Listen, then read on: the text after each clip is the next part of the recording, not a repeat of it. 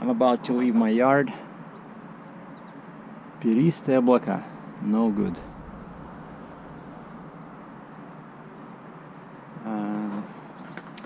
And I've been slowly upgrading my air-to-air clamps to these ones, like premium ones. This is what came with from the factory with this $220,000 truck, Canadian, right? So like these ones. So I just removed. So I did these a few weeks ago, and now I set myself a goal before leaving today. I'm going to change these two, and the other side is still old factory ones. But this one, when I tried to take it off, this spot was just basically stayed like that, you know, underneath, and I had to use these pliers, and well, I was afraid to use the screwdriver, you know, because I don't want to make a hole, right? But I had to pull it with all my power with these pliers, because this thing was just broke off. Like, these are awful, you know, like to use these tiny springs, and no, these are so much better, right? Like a real big spring. And as you see, like this one doesn't even have a single washer. Like, there's no washer between the spring and the body, and between the nut and the spring, you know. Whereas these ones, let me just show you.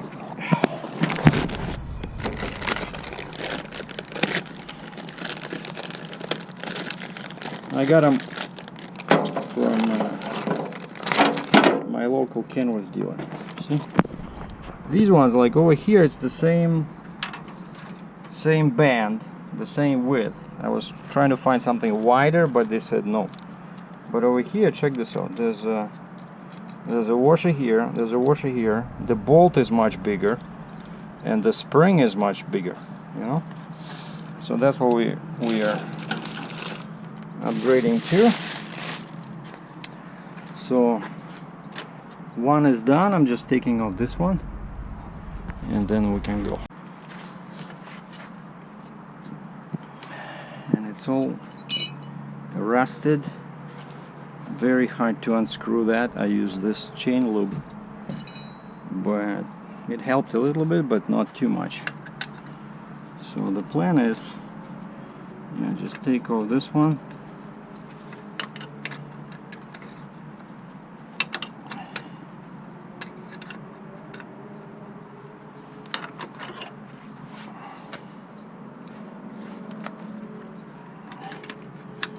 And I checked all my fluids,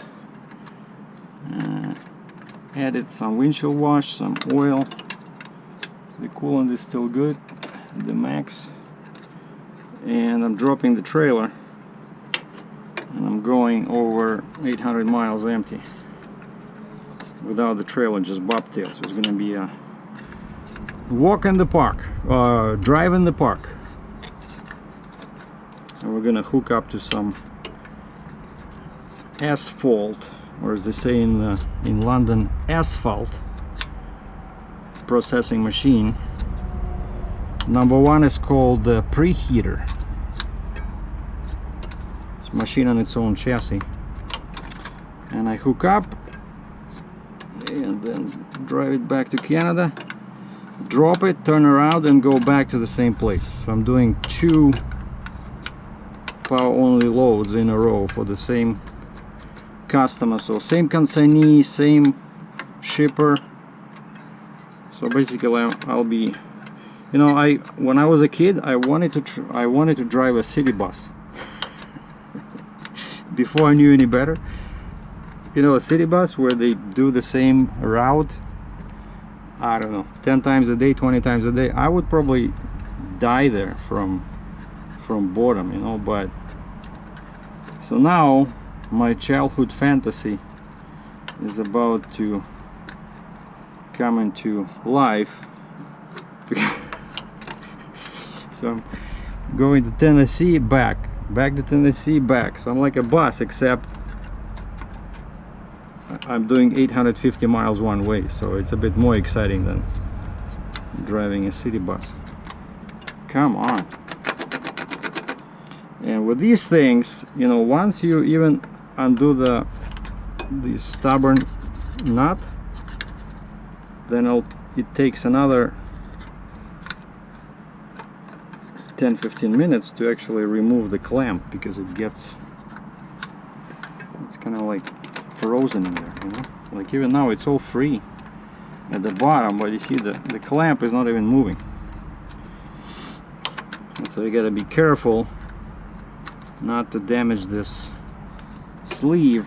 I'm not sure about US, but here in Canada, this one, when I put this new one in, and actually it's holding pretty good, even though you see this logo is supposed to be here, so I screwed up a little bit. But I added this second old clamp, and I noticed there's less puffing sounds now coming from under the hood, because I swear I can hear some air leaks. And actually I went to Kenworth a few months ago. I said, maybe I have like a leaking, you know, charger cooler.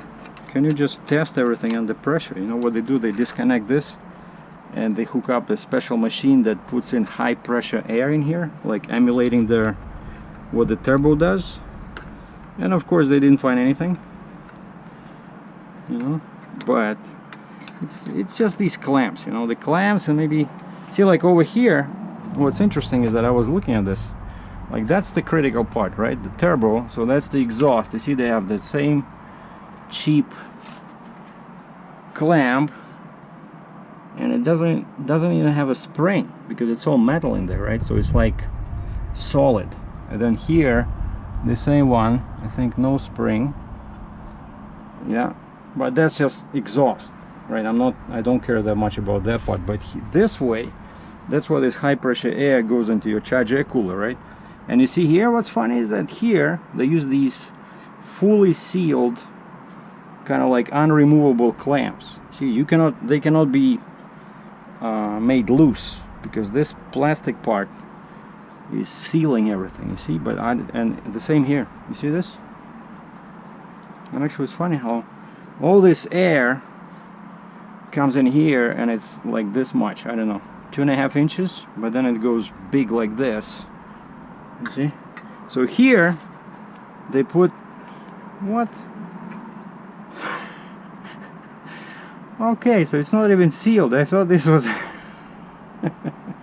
so it just covers this, prevents it from rusting. And it still rusts over there. That's what it is. I thought this was like, you know what I mean? So these guys over here, there's no spring, but okay, it's all metal, I understand that. But here, see, it keeps expanding, right? And so because of that, they have to use the spring. I just wish they would put these much better clamps that I'm installing now right from the plant.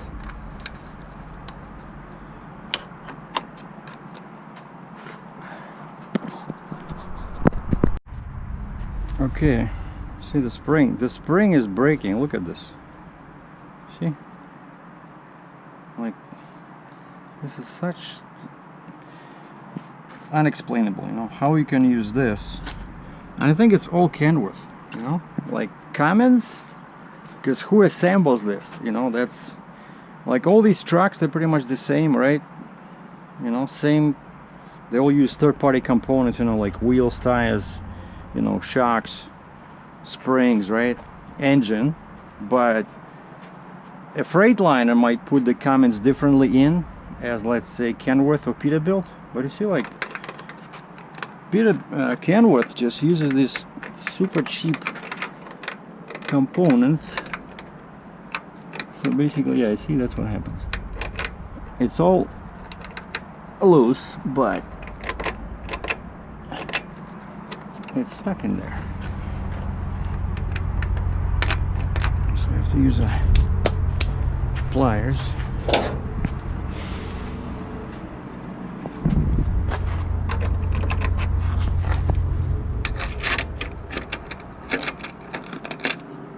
And we have a tank in here, and we have a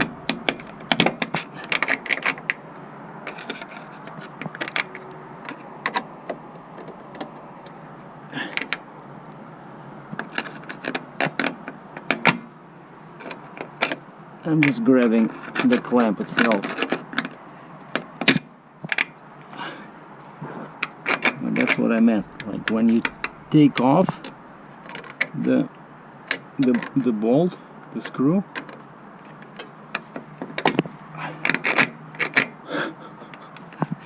Son of a gun.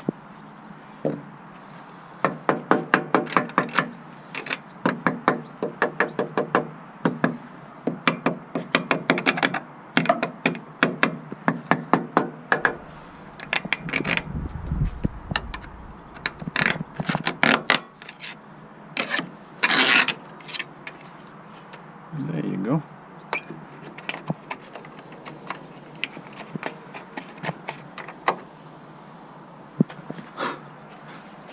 Unbelievable. Same as on the first one. That part is stuck in there. See, like this part? But it's not broken. It's stuck. So there's a lot of heat.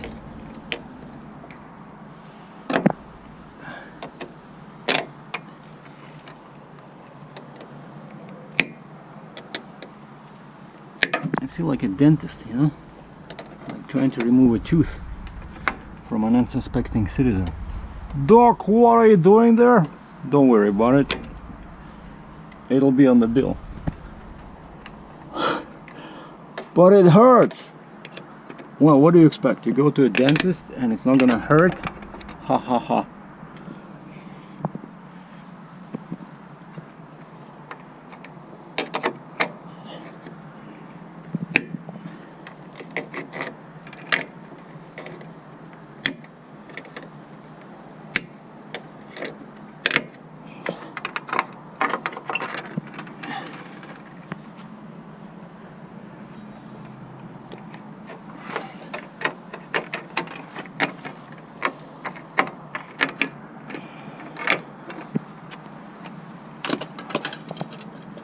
There you go.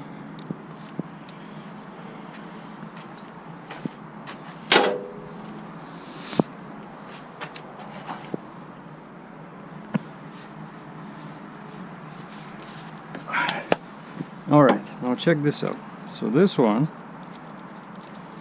has this, not just a screw, but it's more like a bolt. See? And it has one washer, then a massive spring and another washer. You know? That's the level of Chinese manufacturing we all want to see, you know? Okay, so but here it's the same. So now we're just gonna put it back in the same place.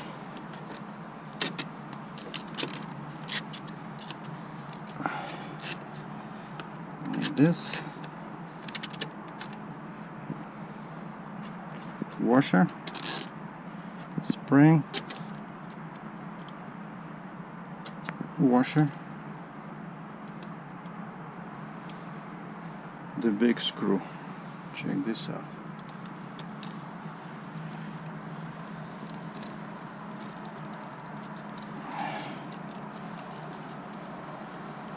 Now that's much better. I love this.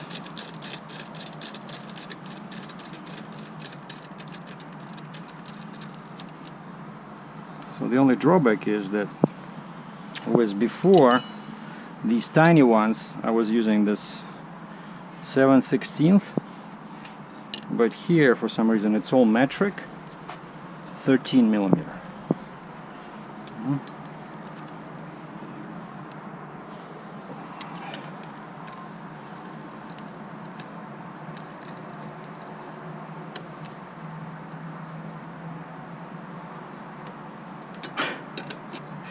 Too much. No, I cannot. Yeah, like this. Alright. I want to hide it so it's not in the way of the hood.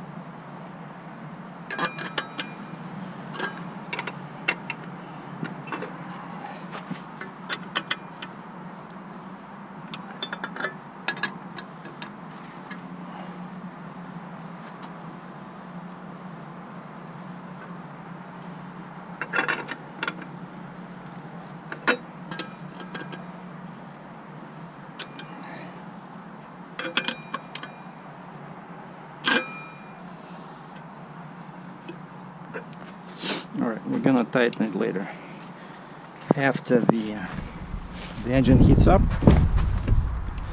because I know a couple of times you have to tighten them. Okay, so this is garbage. I'm gonna throw this out.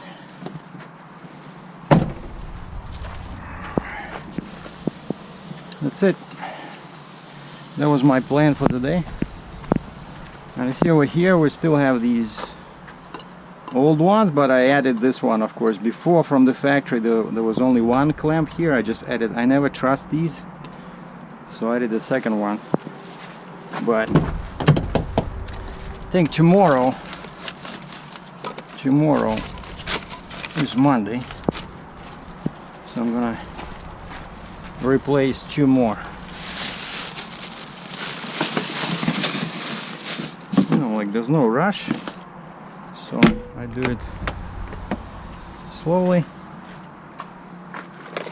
Okay, so now this key, this wrench, is now what I need for the new ones, in case to tighten them. Now this hood, I don't know if you guys know this, but it has this little lock here, see? So when you open it, it goes down, so you have to flip it like this. You see, it says hooked and locked. So hood locked, this is unlocked.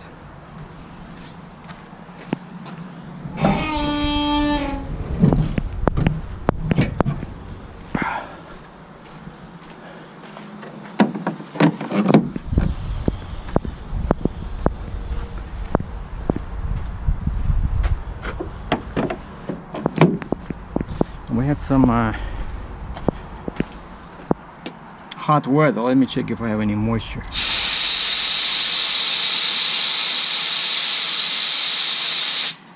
No, sounds good.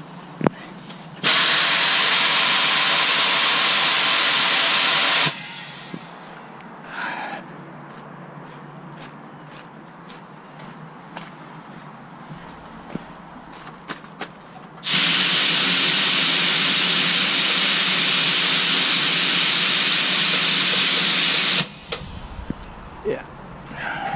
Okay. So now I'm gonna disconnect from the trailer. My favorite part of the day. But before I do that, I have to double check that I'm level. Actually, wait a second. I don't need that because we are unhooking. But sometimes, you know, what happens is that when I'm dropping the trailer only, what happens is that this part, like the truck is away, like I see now, the truck is a little bit away. And so when I try to put these down, the support legs, they're off, you know, and then the trailer is already on the ground, and it's always so annoying. You have to pick up the trailer again and just move the rear of the truck a little bit, you know, like 1 inch this way, basically turn your steering wheel. See, like now I can see that this spot has to be this way, but it doesn't matter now because I'm dropping the entire thing, right? So now we just need to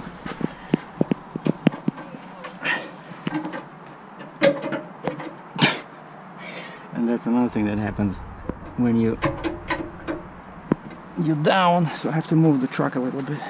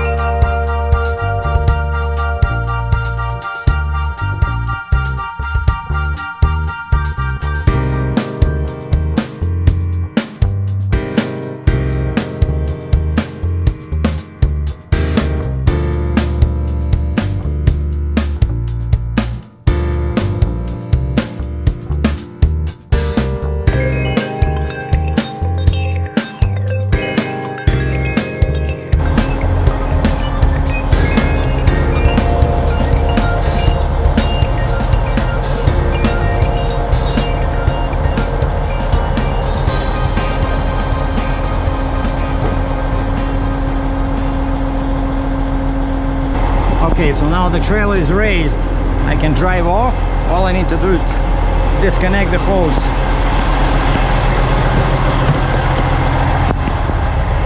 And turn off the PTO.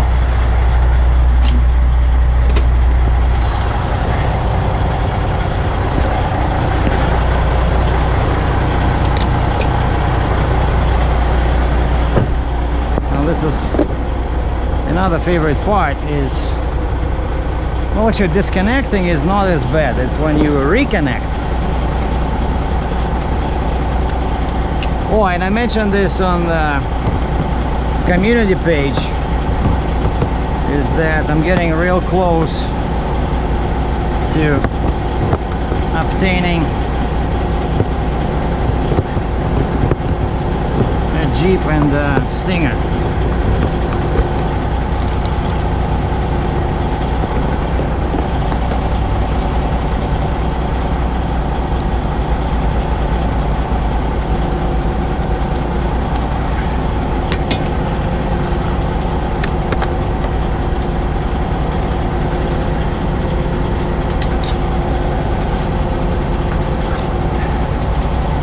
That's not gonna do anything. I just don't like these sitting like this.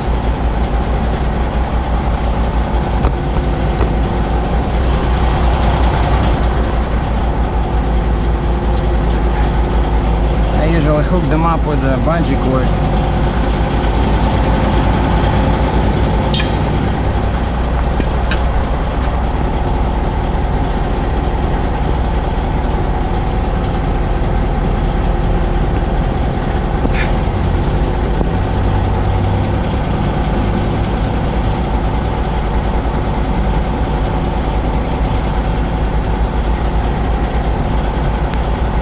Should be okay. All right, so let's unhook this bad boy over here.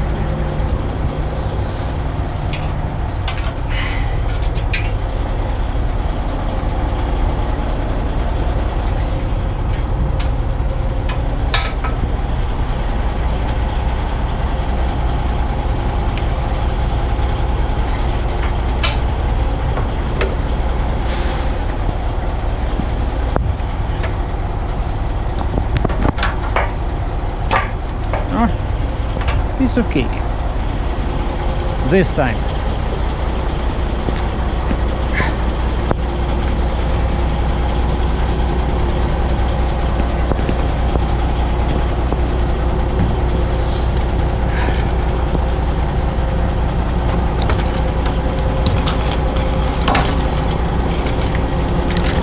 It's a good thing that I had my breakfast, because this thing is so heavy.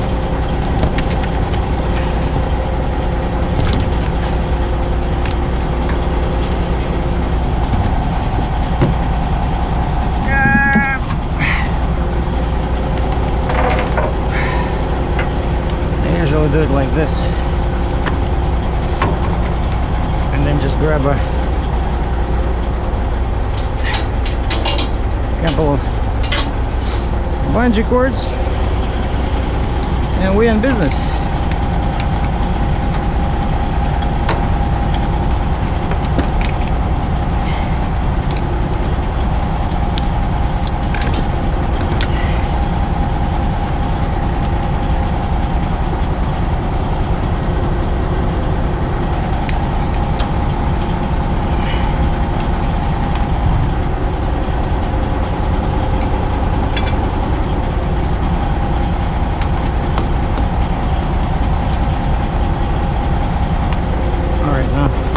This part might require some tying down.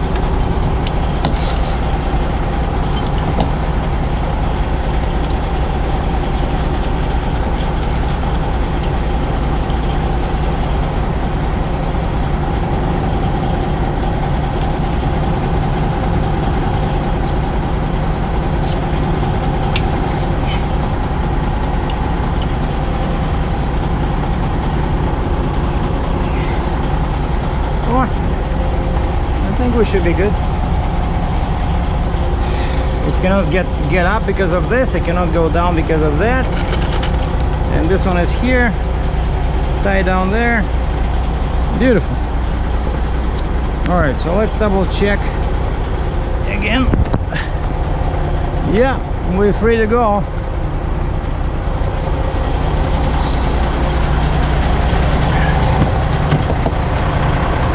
And I still have the truck is, the suspension is down. I hope I'm not gonna hit my car there.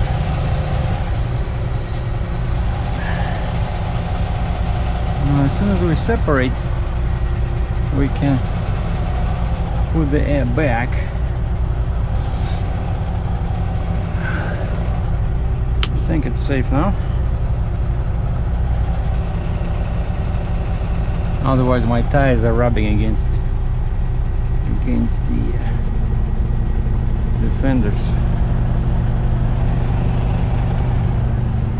Alright, all I need now is park my car, do my logbook and go get fuel, and then head over to the border.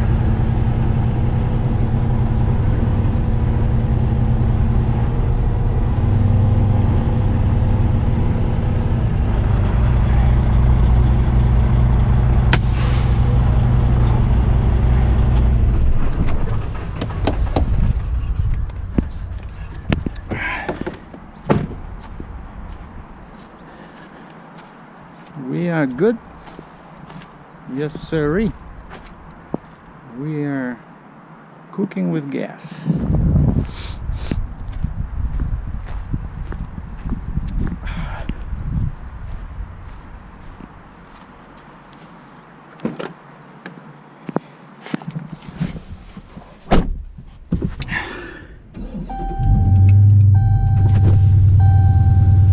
And yeah, so I got a quote from two local trailer manufacturers in Canada, here in Ontario, and the Jeep and the flip box actually is not that hard to get, to get made, but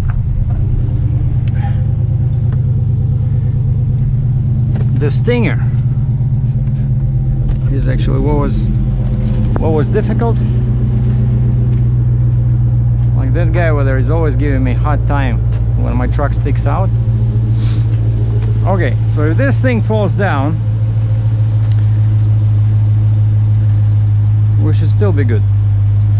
But it cannot go down because, well, it will go down a little bit, but there's a lock, right? There's a lock and there's a pin in there, so. But there's probably some free play in there, but if it goes down, it shouldn't hit my car, I don't think. Well, if it hits the car, then we'll get a new one. This time we'll get a Hellcat, I think.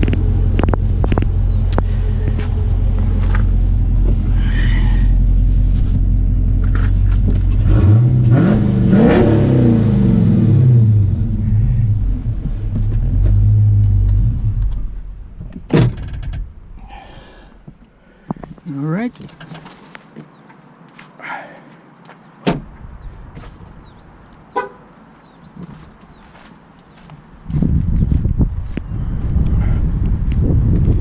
Gonna wash my hands. And there's something is happening with this plate. It's like a magic, It always moving, I guess, because of the air. It keeps moving this way. See? It's not vertical.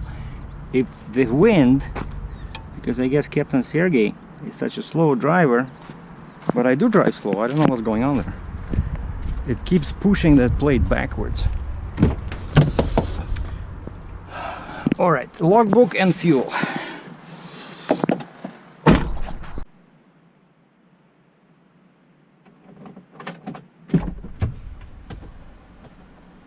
Nicht schießen.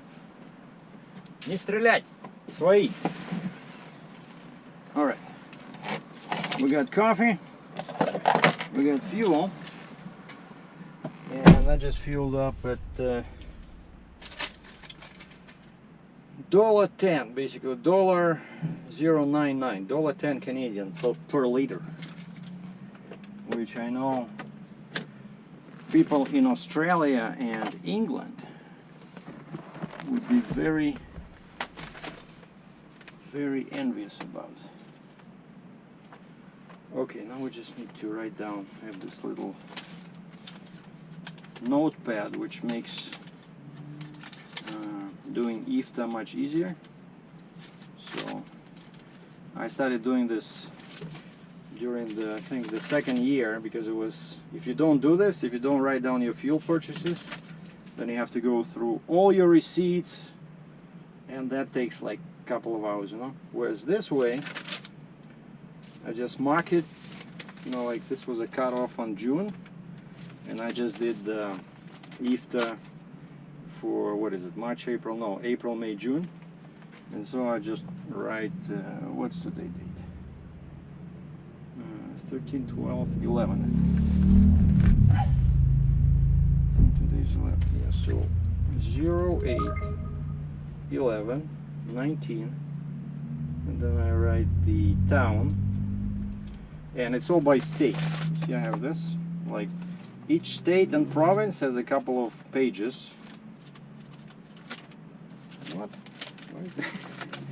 Half of the pad is empty. Like, you know, like you see Ohio and Nebraska, stuff like that. But I don't go to all the states, right? Okay, so I spent $366.85, but I don't worry about that. I worry about the liters. 333.802 liters. That's all I need. Then I just, you know, when I do the IFTA, I look at this, and all my reporting, by the way, is in liters, because all my reporting is done in Canada. So I have to convert everything to metric. You know, miles into kilometers and gallons into liters. Okay, just, oh, I still need to print out my ACE. What? I don't know if I need one, because I don't have a trailer, but I made one online anyway. And then my second one, this one gets a lot of, you know, use. I just write down the abbreviation for the state and my kilometers. So this was when I entered Ontario, so next one will be Michigan, because I'm gonna go into Port Huron. Alright, so let's get going. So now we can change the log status into on duty, because I don't like it when it does these 20 lines, you know, because I drove, then stop, and then it driving. So instead, because I'm just 2 blocks away from my yard, I chose yard. What is called yard? Basically, it keeps everything on duty, because I just did, I don't know, 200 meters driving. But now I'm ready to drive, so I'm gonna switch to on duty, so automatically it'll switch into driving once I go above like 5 kilometers per hour. Alright, all I gotta do now is get ready, get my audiobook ready. And this time we're listening to William E. Butterworth III, The Hunting Trip. This one has like 11 discs. I started listening to this when I was coming back from US with the previous load. And so let me just put in destination. We're gonna put duty free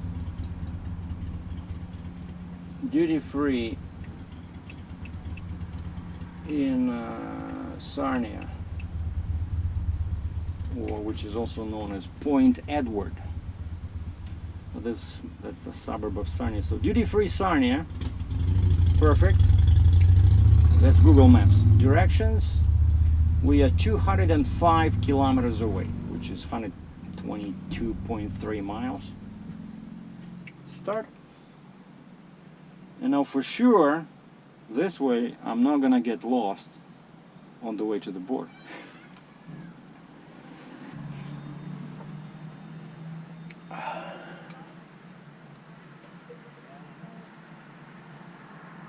In that case, how do you... That's okay, the audiobook is good to go.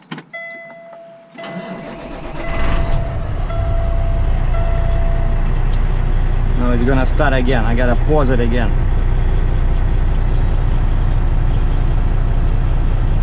Check engine light is on.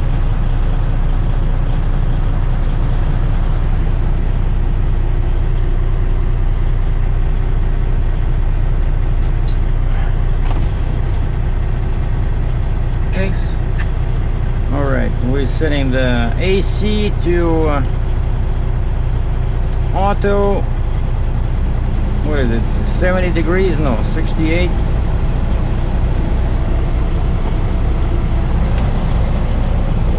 Alright. And so yeah, about the... We have these empty jugs.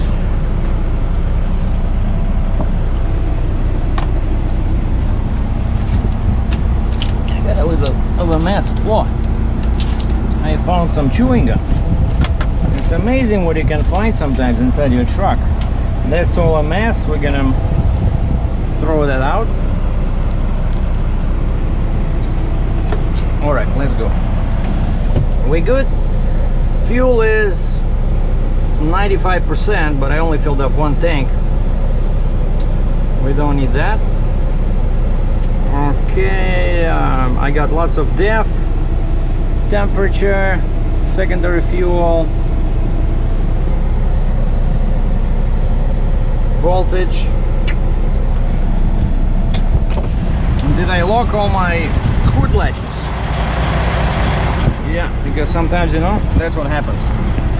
Because sometimes you forget and then you start driving and the hood starts rattling like crazy. No, everything is good. And over here it's pretty cold.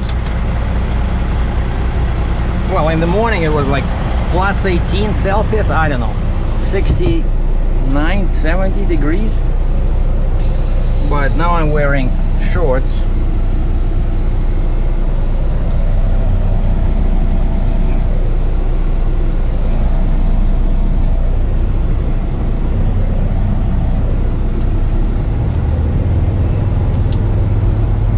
And so yeah, I got 2 quotes from local guys, and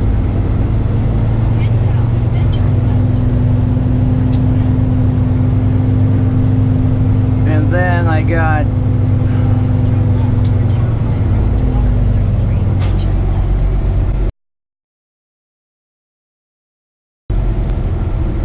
nice car wash.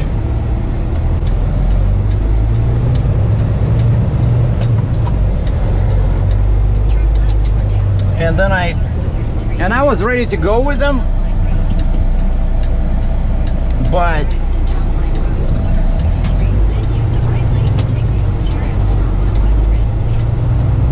so one company that I talked to,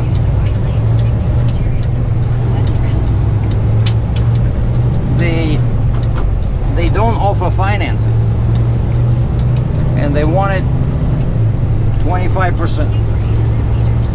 And they wanted 25% down. And then I found another company that they said they have financing, but they didn't tell me what are the requirements, like down payment, stuff like that. But then the guy says, yeah, we can finance you for the 83-inch flip box, neck extension, and the Jeep, no problem. But he says the spreader bar, because you're not buying a Stinger, I'm just buying a spreader bar, you know, the metal part. He says it has no VIN because there's no wheels. It's not considered as separate vehicles. He says because of that we cannot finance that, which is kind of weird. And so, and I didn't trust their Stinger. You know, that's the problem with with that I'm finding, like I mentioned before, like a Jeep and well, flip box, I have my reservations too. Like I would rather buy a flip box, you know, the neck extension. Like I want a genuine Fontaine, because there's a lot of weight, right? I'm gonna be doing, you know, 110, 115, 120,000 pounds. So I want to be sure that the neck is not gonna bend, give way, you know, go left, go right, flex, because that's what can happen with third-party products. And I heard some horror stories where one company, like I know a guy that works for a Canadian heavy haul company, and they said they decided to save money, so they bought a third-party flip box. And actually the factory warned this guy who wanted this flip box. They said it's not going to be safe, and the guy says no, it's good, let me sign the waiver. And he signed everything that he was advised not to do it like that, but he still went ahead and did it anyway. And then he had a heavy load and the neck twisted and he ended up in the ditch, and there was a lot of damage to the load he had, because, you know, a lot of our loads are very expensive, you know, like machinery, right? And so that was a fiasco for that guy. I think it was like an owner-operator. And so I would rather, like, the Jeep is no big deal. Like, everybody can make a Jeep over here in Canada. You can get them for like under 40,000 Canadian, like anywhere, you know? So I wouldn't be afraid to buy a third-party Jeep. But the flip box, 83-inch flip box, which I need in order to reach the fifth wheel on the Jeep, because the one I have now is too short. So that one I would rather buy from Fontaine, and the Stinger, or I don't need the axles, I just need the spreader, right, the metal part. And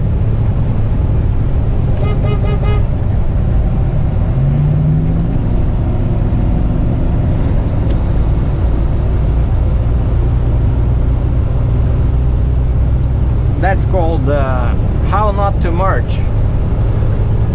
And the guy, like, no signaling, nothing. Like, I'm not sure what would happen if I didn't slow down, you know. I was afraid of his boat, I gotta admit that. And so yeah, and so I talked to Fontaine.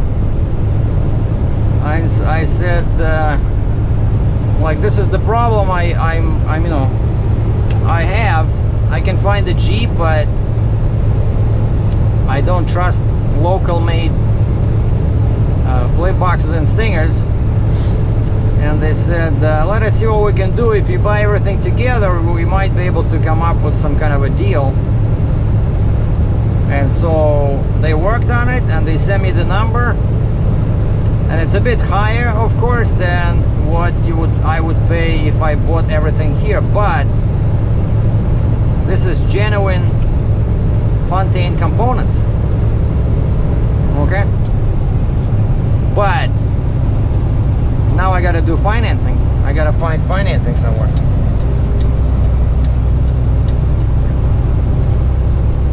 This place is, I don't know, why is it so difficult? You know, but there's always accidents here, there's always a jam. And they've been working on expanding the pavement here, I don't know, for 20 years probably now. Ever since I came to live here, they've been working on this part, because there's always something going on, because there's so many people going this Highway 8. You see, it's going to be really wide, but when is it going to be completed? Nobody has a clue. And then I see over here, I guess they're going to be probably like, but over there it's still 2 lanes. Like at the exit itself, it's still 2 lanes.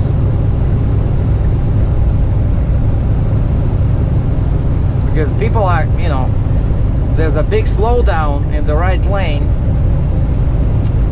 and then everybody just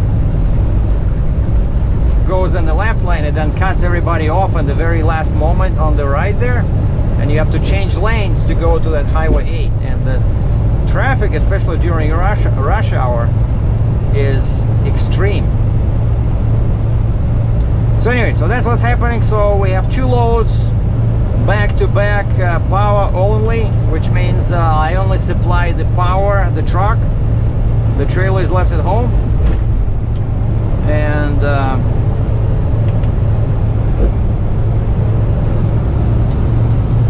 we're gonna go to Tennessee and back, and then go back to Tennessee, bring another machine back, and then I can take a couple of days off. Hopefully by that time I will have an answer from my bank about financing, because I sent him an email on Saturday saying this is the amount for the Jeep, the spreader and flip box. I can give you 10% down. Can you finance me? So we'll know the answer next week. You know, if they say no, we'll find somebody else. But I really want to go into that, you know, high level heavy haul, and but most importantly, having a Jeep would allow me to increase kind of like dramatically the area of my operations.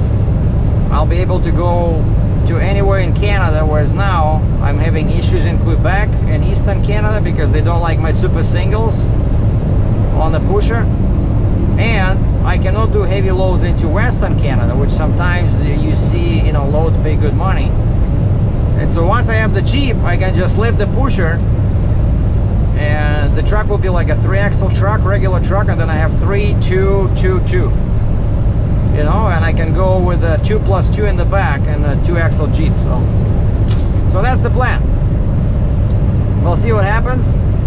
For now, I'm just focusing on crossing the border and maybe doing, I don't know, couple hundred miles today, because my loading appointment is for Tuesday, 5 o'clock in the afternoon. And today's Sunday, so I got Monday and pretty much all Tuesday to do 850 miles. And yeah, this load pay is good, otherwise I wouldn't be driving so many empty miles. But there was nothing here, everything was cheap coming out of Ontario, so that's what I do sometimes. It's if there's nothing here going to US, I will go empty into US and bring something back, you know. Well, that's it. We'll do an update once I'm loaded. I'll show you the machine, but like I said, this is asphalt preheater on its own chassis. Stay cool, be safe, take care.